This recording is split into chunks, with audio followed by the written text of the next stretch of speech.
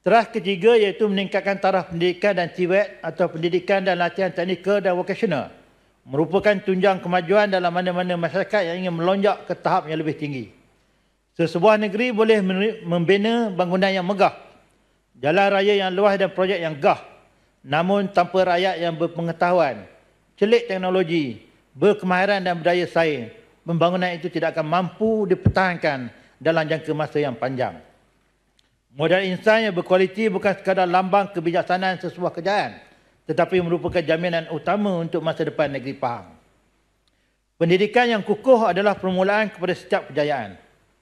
Kerajaan Negeri Pahang melalui Yayasan Pahang memperuntukkan RM75 juta secara menyeluruh bagi ekosistem pendidikan negeri, merangkumi sekolah, institusi pengajian tinggi, tahfiz dan pembangunan masyarakat.